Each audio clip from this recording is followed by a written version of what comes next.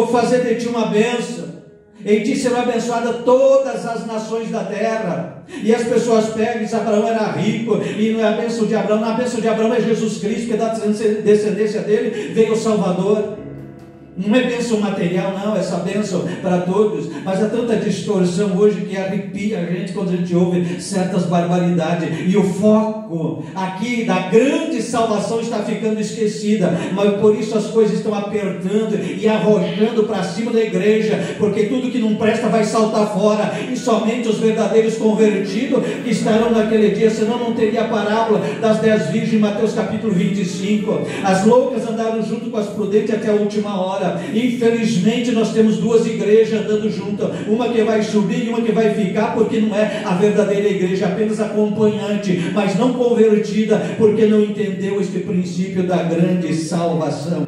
Então ela foi prometida por Deus e depois foi anunciada pelos profetas, e os profetas falaram. Praticamente todos os profetas do Antigo Testamento, de uma ou de outra maneira, eles profetizaram sobre Jesus Cristo. E curioso que Miqueias, no capítulo 5, verso 2, ele falou até da cidadezinha ou aldeia. Ele disse: tu, Belém Efrata, posto pequena entre milhares de Judá, de ti me sairá aquele que governará Israel, e cujas saídas são desde os tempos antigos, promessas antigas de Deus, desde os dias da eternidade. Ora, se Paulo disse que antes da fundação do mundo já fomos eleitos em Cristo, veja que o profeta Miqueias já disse: desde os dias da eternidade. E ele profetiza sobre a cidadezinha, uma aldeia, na verdade, um vilarejozinho: de ti, Belém, me sairá aquele. Ele profetizou. Mas quem dizer também de Isaías, que é considerado o profeta messiânico mais ilustre, com as profecias mais claras? Por exemplo, no capítulo 9, verso 2, ele disse: o povo que andava em trevas viu uma grande luz, e aqueles que estavam sentados em sombra de morte ou de trevas resplandeceu a luz. No capítulo 9, verso 6, porque o menino nos nasceu, o filho se nos deu, o principado está sobre os seus ombros, seu nome será maravilhoso, conselheiro, Deus forte e Pai da eternidade. Deus é fiel das suas palavras. Olha, Isaías 11, ele disse: porque brotará um rebento do tronco de Jessé, e das suas raízes um renovo frutificará, repousará sobre ele o Espírito do Senhor. Quer dizer, de Isaías 53, quem deu crédito à nossa pregação, e a quem se manifestou o braço do Senhor, porque foi subido como um renovo, como raiz de uma terra seca, não tinha parecer nem formosura olhando para ele, nenhuma beleza víamos, mas ele foi moído pelas nossas transgressões, moído pelas nossas iniquidades, o castigo que nos traz a paz estava sobre os seus ombros,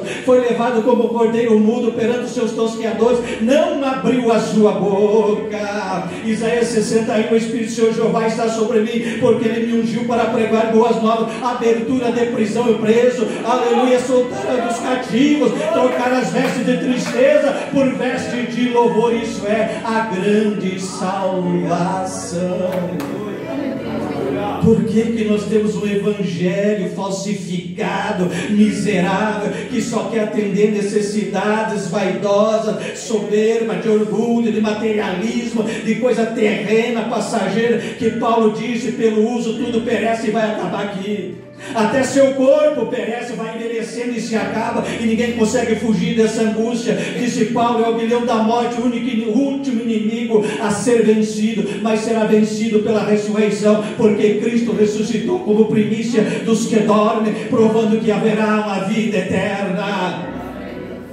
Grande salvação, aleluia, porque Deus é fiel. Então foi anunciado pelos profetas, foi anunciado por Cristo, como lemos, começou a ser anunciado pelo Senhor. Chegou o dia que o Deus se fez homem, o Emanuel, Deus entre nós, Deus conosco, aleluia. O Senhor se fez homem, carne e osso, nasceu de mulher, Maria, aleluia. Jesus Cristo nasceu e ele começou a anunciar. Então queremos aqui que diz que o Senhor começou a anunciar essa palavra, essa grande salvação. E nós temos os 4 evangelhos na Bíblia que tem a história de Jesus Cristo, seu ministério, seu nascimento e seu ministério, ali relatando tudo que ele fez de socorro, pregação, ensino, e aqueles primeiro grupo de discípulos. Aí disse assim, que depois de ser pregado, anunciado por ele, foi confirmado por aqueles que ouviram. E quem foi os que ouviram? Os primeiros apóstolos, os primeiros discípulos, os primeiros primeiros irmãos, aleluia.